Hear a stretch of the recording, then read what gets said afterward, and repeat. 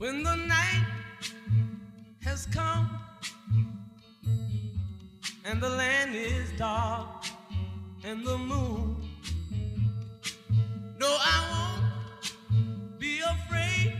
Et par contre, ça va prendre beaucoup moins de temps que d'autres business, je vais pas les citer, donc d'autres business où tu peux aller beaucoup plus vite, faire 100 000, 200, 300 000 euros par mois. Et par contre, la pyramide aura beaucoup de mal à se casser la gueule. Cette semaine, on signe donc. So darling, darling, stand by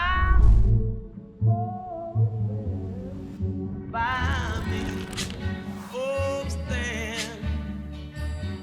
stand by. Hello les gars, bon bah j'espère que vous allez bien. Donc, comme vous le voyez, on a changé un peu de décor. C'est pas normal et comme vous voyez également, on a les valises qui sont là. Bon bah on a une petite galère à l'aéroport. En fait on était à l'aéroport, on devait voler mercredi avec Sacha à 21h. On s'est rendu à l'aéroport comme tout le monde, on a fait en avance vers 15h, 16h, 17h.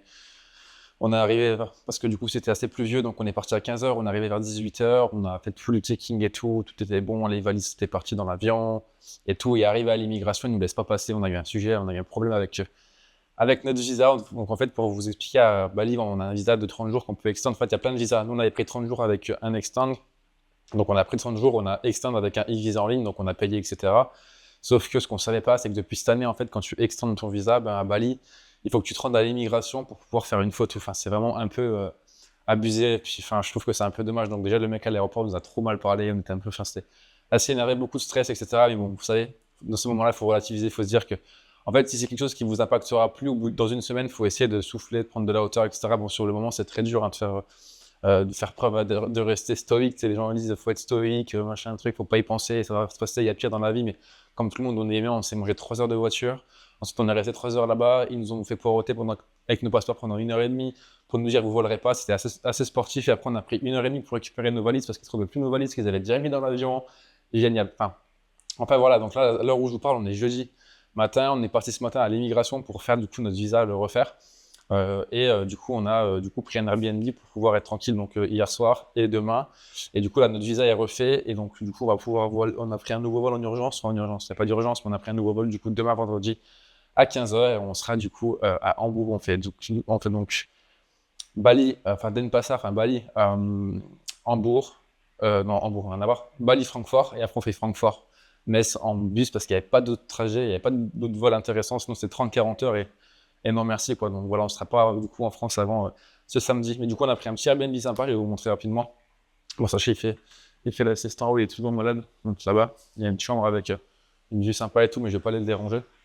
Et ici, donc on a une petite piscine, c'est assez sympa. Tac. Hop. Avec une première chambre ici. Comment tout ce qu'il y a de plus classique, un bureau, mais j'arrive pas à bosser sur ces petits bureaux-là. Donc je bosse sur le lit pour l'instant. Et une salle de bain, pareil, tout ce qu'il y a de plus classique. Je vais pas vous faire, Allez, je me tue là avec le short, c'est génial. C'était parce que j'étais torse nu, je voulais pas vous faire une vidéo torse nu parce qu'il faut rester quand même un maximum. Oh putain, je prends la.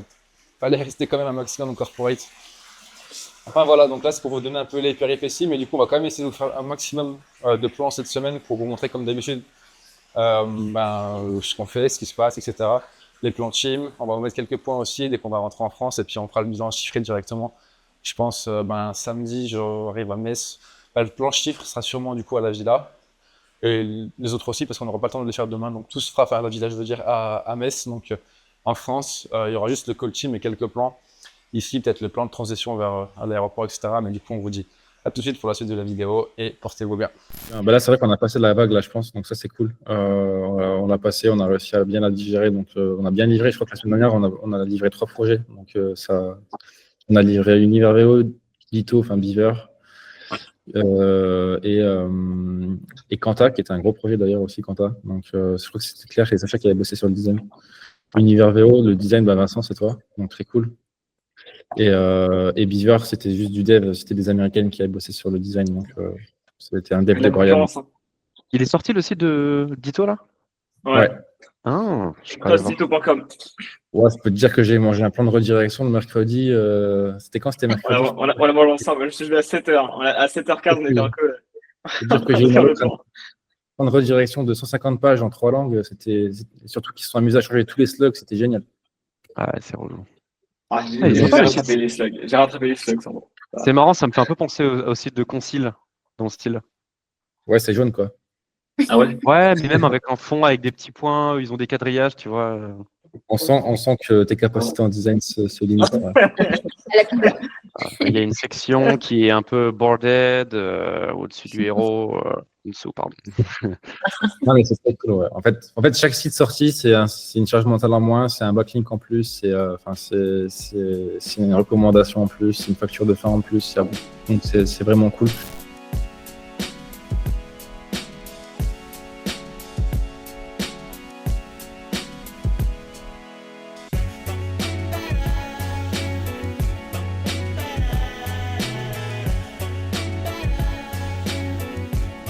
La team.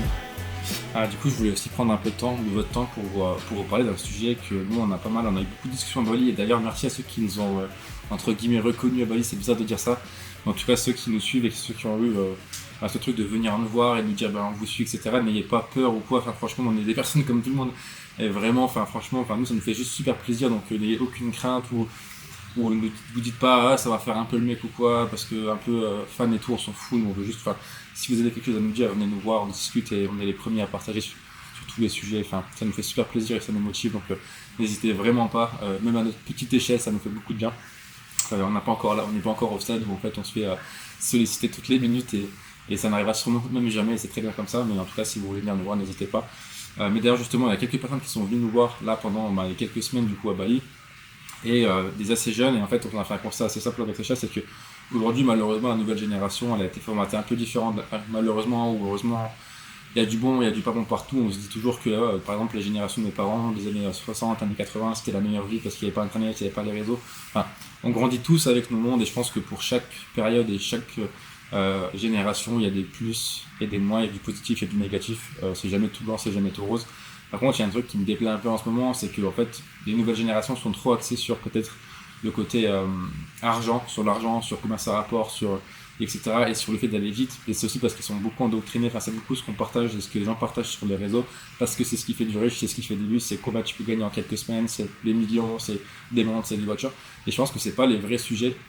Et je pense que si vous voulez vraiment réussir dans la vie, attention, je dis pas que avoir un moteur qui est l'argent n'est pas intéressant. Nous-mêmes, avec Sacha, c'est un de nos moteurs, forcément. Nous, on aime bien les belles choses, on aime bien les beaux moments, on aime bien les beaux hôtels, on aime bien les voyages, on aime bien toutes ces choses, et ça coûte de l'argent, surtout dans un monde qui est de plus en plus onéreux, et dans un monde où c'est de plus en plus compliqué de pouvoir se faire plaisir, vraiment plaisir, quoi. Donc demain, ça sera sûrement les voitures, etc. Pour vous donner un peu de contexte aussi.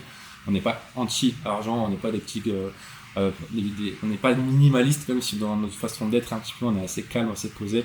On aime bien quand même les belles choses, et si je peux mettre mes fesses dans une 900 GT3 RS, j'aimerais beaucoup le faire, et je me le permettrais, et c'est un peu un des rêves. Mais j'en ai plein d'autres avant cela, les plus importants qui sont le fait justement d'avoir un projet où j'ai une mission, j'ai une vision, je fais du plaisir au quotidien, j'apporte quelque chose, et je sais que je sers à quelque chose. Je dis pas qu'il y a plein de projets qui servent à rien, je dis juste que faut pas que votre projet numéro 1 et que votre vision numéro 1 soit j'ai envie en fait de faire beaucoup d'argent, parce que forcément il y a des business qui vont vous permettre plus facilement de faire ça, mais derrière un peu vide de sens, donc c'est un peu dommage. Hier on a rencontré à l'aéroport justement, dans notre malheur, on a rencontré une personne qui est justement qui fait de l'art et qui s'est lancé à son compte depuis maintenant 2 ans. C'est un artiste peintre, il nous a montré.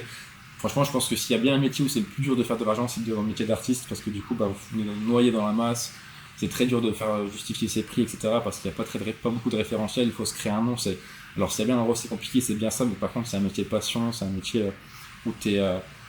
vraiment, il n'y a rien de plus passionnant que ça, et de créer des choses, je trouve ça dingue, et c'est fou d'avoir ce culot d'aller jusqu'au bout, de le faire et de se lancer là-dedans. Il avait 2 enfants, sa femme, ils vont faire un voyage à Bali, ils vont partir bientôt encore une fois en Thaïlande, etc. Et je trouve ça juste dingue.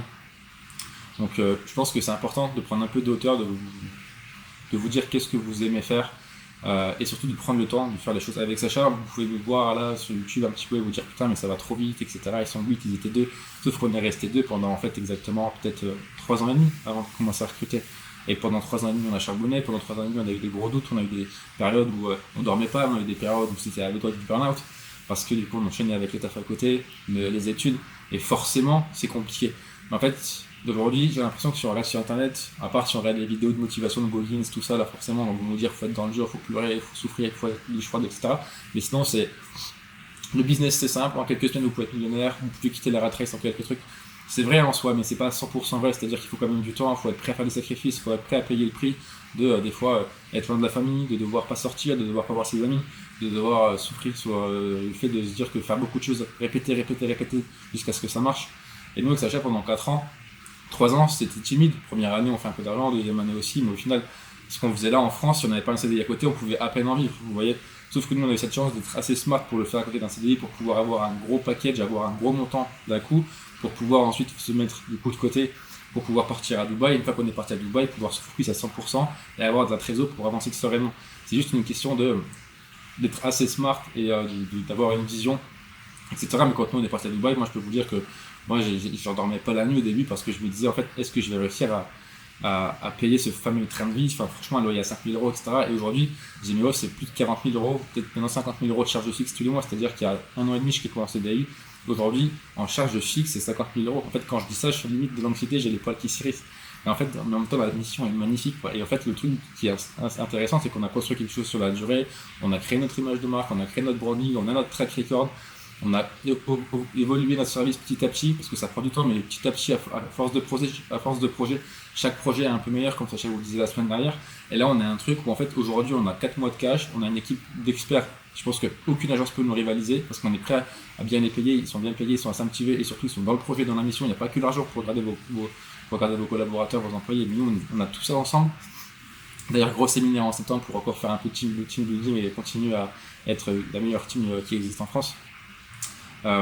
Et maintenant, du coup, le jour où Gemio se casse la gueule, franchement, il n'est pas prêt d'arriver parce qu'on a la trésor de côté. S'il faut qu'on tape un peu dans les caisses, on le fera, etc. Et là, on a juste que l'autoroute. Et par contre, ça va prendre beaucoup moins de temps que d'autres business, je ne vais pas les citer, mais que d'autres business où tu peux aller beaucoup plus vite, faire 100 000, 200, 300 000 € par mois. Mais par contre, la pyramide aura beaucoup de mal à se casser la gueule. Et ça, c'est vraiment intéressant. Donc voilà, juste en vue de la petite morale pour vous dire, les gars, ne vous prenez pas la tête, faites quelque chose qui vous fait plaisir. Mettez pas tous vos moyens et toute votre ambition juste pour de l'argent, mettez-la dans quelque chose qui vous donnera du sens, dans quelque chose où vous allez avoir du contact, donner quelque chose parce que vous allez recevoir un retour, il n'y a rien de mieux que recevoir pour être boosté, etc. Et puis l'argent, au bout d'un moment, une fois que vous avez acheté tout ce que vous voulez, ça va vous faire chier, quoi. Donc voilà. Donc Marine est la seule personne à la com et au marketing. Ok. Donc ça peut être bien pour voir les offres que vous pouvez nous fournir, pour muscler un peu tout ça, et puis pour avoir en fait quelque part un peu de prestations derrière, un peu récurrente. Enfin, moi, c'est comme ça que j'ai travaillé avant. Une prestation. J'ai cru voir ça sur votre site, mais je voulais en savoir plus. Ouais. De pouvoir avoir une sorte de forfait sur lequel on peut s'engager, et puis du coup, ça donne des ressources pour Marine pour pouvoir, je sais pas, créer une page, un landing, faire un peu d'SEO, faire voilà. Ouais, Donc, complètement. c'est aussi l'idée de ce que je voyais dans votre site, et c'est ça qui en premier qui m'a intéressé, au-delà de effectivement du travail qu'il y a à faire, qui est la refonte du site. Juste une refonte, quoi. Ouais, je vais vous présenter de toute façon un petit peu l'agence. Nous, on existe depuis à peu près 3 ans et demi, en fait.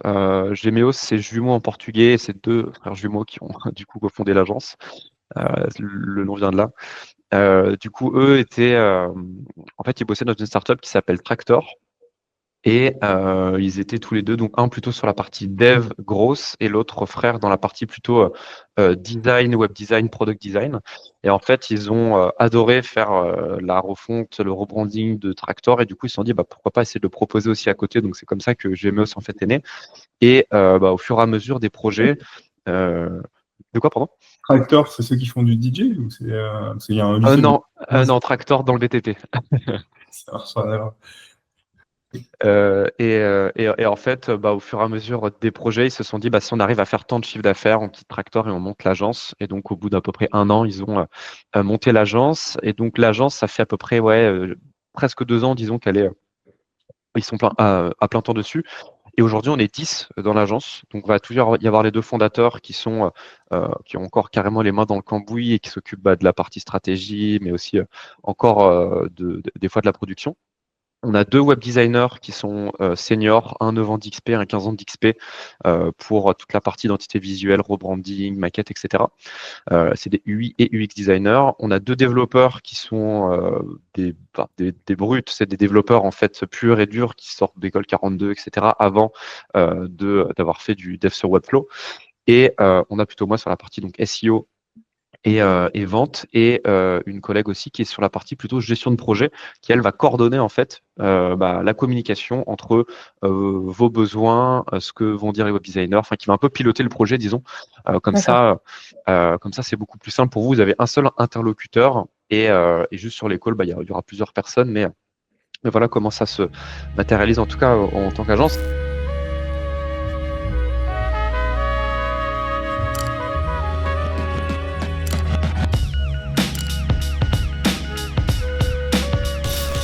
Les gars, tac. Je voulais vous partager un petit sujet du moment. Je ferme la porte parce que Sacha il dort en haut et il sera peut-être pas dans la vidéo cette semaine parce qu'il est malade depuis le début de semaine. Il a chopé un peu le bali-bali comme par hasard en fin de voyage, c'est un peu dommage. Mais du coup je vais prendre le relais et comme ça s'il apparaît pas c'est normal, on sait pas encore, on n'a pas pris chacun notre voix, ça n'arrivera pas. on s'est pas clashé ou quoi que ce soit, donc il est juste pas dispo parce qu'il est malade et qu'il a besoin de se reposer et du coup je prends le relais tout simplement. Et du coup j'ai pris quelques petites notes pour vous parler d'un des sujets du moment.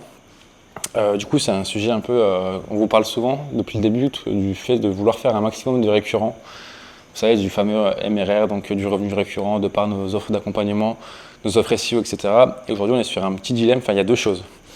La première, c'est qu'on est parfois quand même moins, on est moins, moins rentable parce que du coup, forcément, tu vends du temps. On n'a pas réussi à se dissocier de ça, justement, c'est assez compliqué parce que du coup, on vend encore du temps, on vend de l'heure. Et du coup, c'est compliqué de se dissocier de ça. Et c'est très lourd en termes de gestion de projet parce qu'il faut prendre le temps de mettre les heures à jour, etc. Il faut justifier ses heures. Donc c'est un vrai sujet en ce moment.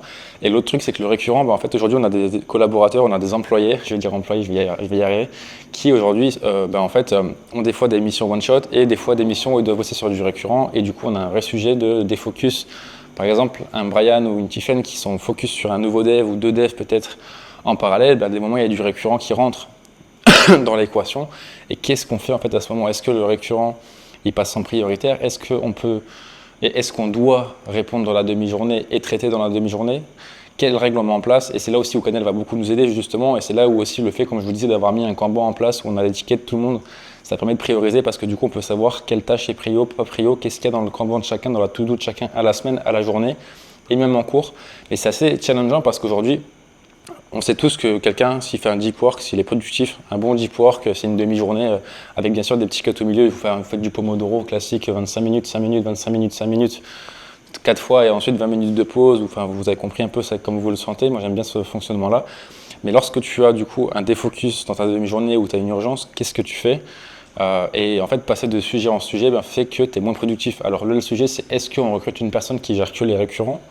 Est-ce qu'on a une personne qui fait que du one-shot? Mais c'est un vrai sujet parce qu'en fait, le truc, c'est que aujourd'hui, Brian et Tiffen, ils sont excellents en termes de relationnel, en termes de hard skills et de soft skills. Donc forcément, pour du récurrent, c'est du pain béni pour nous parce qu'ils peuvent interagir directement avec le client. Là où sur du one-shot, en fait, normalement, la personne en gestion de projet peut faire 80-90% du taf parce que en fait, il y a des maquettes, elles sont validées, le dev est fait, on envoie un lien markup pour faire de la QA, donc en gros vérifier que tout est bon, mettre les commentaires du client et vérifier que le responsive tablette mobile est bon. Et si c'est bon, ça part en dernière étape pour vérifier la partie SEO et ça part en prod où je prends le sujet pour faire tout ce qui est sujet un peu gros, optimisation, tracking, plan de redirection et ça part directement en ligne. Donc c'est un vrai sujet du moment. Voilà, c'était juste pour vous dire un peu ce point-là. En ce moment, on est en train de tacler pas mal de petits sujets, donc optimisation dans Notion de nos process. Ce truc-là, on a Kill Monday d'ailleurs, qu'on vous montrait en début pour la gestion de projet. Maintenant, on est full dans Notion, c'est beaucoup plus simple. En fait, less is more. En fait, on a voulu trop complexifier plein de choses avec Sacha en se disant, en fait, il faut des automations partout. Mauvaise idée, plus tu automatises, plus du coup tu rends ton service random pour tout le monde, moins tu personnalises et du coup, plus tu vas avoir un truc low ticket. Si tu fais du low ticket, que tu fais du volume, il n'y a pas de sujet. Aujourd'hui, si on signe 15-20 clients par mois, c'est déjà très bien, c'est même énorme avec notre panier moyen. En fait, 15-20 clients, aujourd'hui, tu peux le faire à la mano et tu peux personnaliser, tu peux avoir une approche différente, tu peux avoir un tutoiement, un vouvoiement, tu peux avoir quelque chose qui vient montrer qu'il y a du care, en fait, qu'un truc tout automatisé où c'est machin, on te prend comme un client comme un autre et c'est un vrai sujet et on est sorti de ça justement. Et le deuxième, c'était de vouloir aussi mettre trop de process. En fait, ça veut tout rien dire. En fait, ce qu'il faut se dire, c'est qu'il faut pas des process pour le client, il faut des process pour nous dans le sens où on cadre un peu ce qu'on doit faire, on sait que maintenant, si on fait l'étape de look and feel que vous commencez à connaître 3 designs, on ne fait pas cette étape-là si on n'a pas reçu déjà le copier de la homepage. Ça veut dire qu'en une fois, sur look and feel, Sur la phase de look and feel, on peut déjà poser des maquettes finales en fait. C'est-à-dire qu'il y a des moments où en fait la partie phase de look and feel, une fois validée, tu as déjà validé donc, ton look and feel évidemment, donc ta nouvelle brand entre guillemets, ta nouvelle identité graphique, mais également la homepage et du coup derrière ça va super vite. Et c'est ça qui est intéressant, donc c'est comment on fait pour mettre en place, gagner des points de marge à droite à gauche, comment Canel rentre dans l'équation pour venir justement un peu piloter tout ça et nous aider à droite à gauche, relancer les clients pour gagner aussi du temps et qu'ils soient plus réactifs, etc. Et pas attendre qu'eux reviennent vers nous des fois pendant X jours ou X semaines. Et voilà, donc c'est un peu ce qu'on appelle la feedback loop. On avance, on itère, on apprend, on se trompe, on avance, on itère, on se trompe, et puis on avance comme ça. Voilà.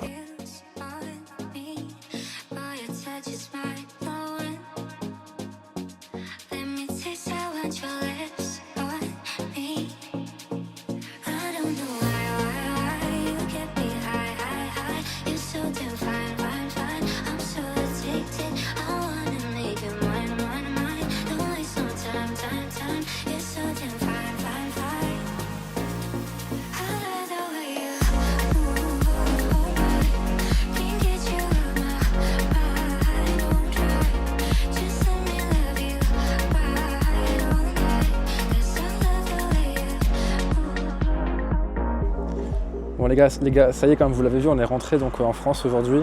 On vient d'arriver, donc c'est un peu un nouveau décor, ça fait du bien un peu de changer aussi un peu d'air et de revenir aux sources comme on vous disait. C'était un vrai périple pour rentrer avec Sacha. D'ailleurs, il va un peu mieux, donc ça fait plaisir.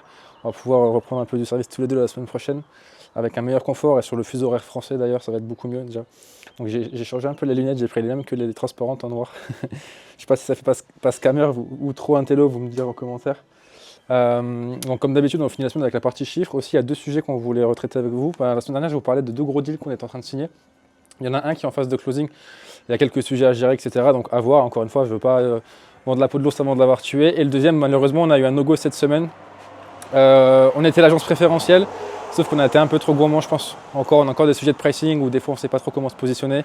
Et en fait suite au R1 et au R2 même, on avait on avait des intuitions sur le prix, etc. qui passaient plutôt bien. On nous a demandé de négocier un petit peu, on a négocié un peu, on a revu un peu le scope, mais malheureusement, on ne se rendait pas compte que l'autre agence en face de nous, peut-être un peu moins qualifiée, je ne sais pas. Hein. Encore une fois, on était juste mis nous en avant par rapport à cette agence. Elle était quand même pratiquement 2 fois moins chère, je pense, et du coup, ils ont préféré partir avec cette agence. Donc c'est le jeu. Encore une fois, on a été peut-être un peu trop gourmand, mais encore une fois, tout ce qu'on fait mal nous permet d'apprendre et d'itérer sur les fois suivantes. C'est juste dommage, ça aurait été notre plus gros deal, mais bon, encore une fois, ça sera pas le plus gros, mais ça sera le prochain qui sera le plus gros. Il y en aura forcément un nouveau. Ça arrive, donc si on signe l'autre, ça sera celui-là le plus gros. Donc on verra où ça nous mène tout ça, mais pas de problème. C'est juste toujours fatigant et dommage en fait d'arriver à une fin d'une appel d'offres. Et c'est comme quand on perd en finale, des fois on a envie de perdre au barrage, ça fait moins mal que de perdre en finale en 1 contre 1.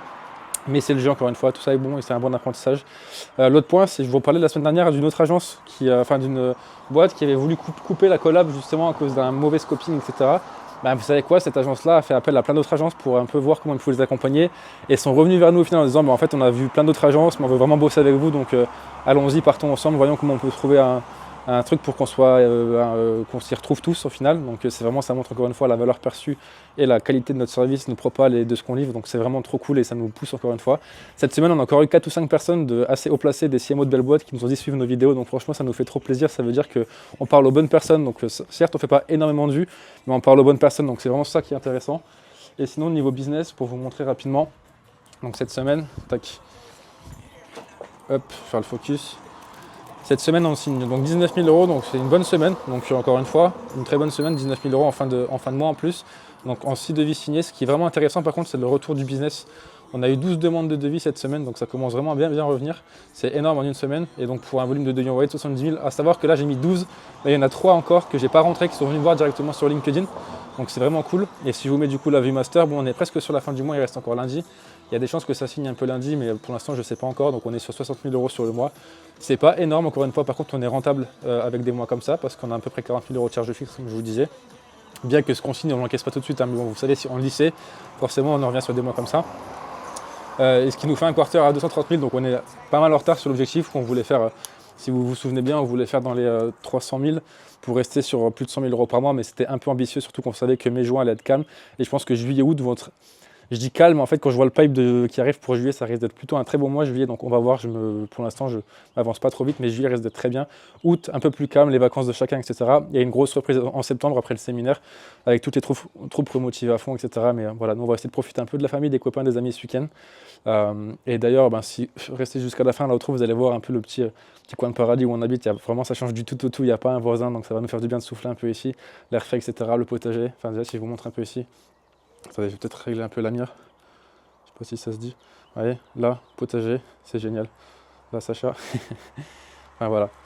Et du coup, hop, je vous dis comme d'habitude, à la semaine prochaine. N'oubliez pas de mettre un like, un commentaire si vous avez aimé la vidéo. Il y a moins de lifestyle cette semaine, c'était que du charbon et des galères d'avion, mais bon, on fait comme on peut. Et on se dit force pour la semaine, déchirez tout, et puis on reste tous motivés, on reste tous à fond avant l'été. C'est parti.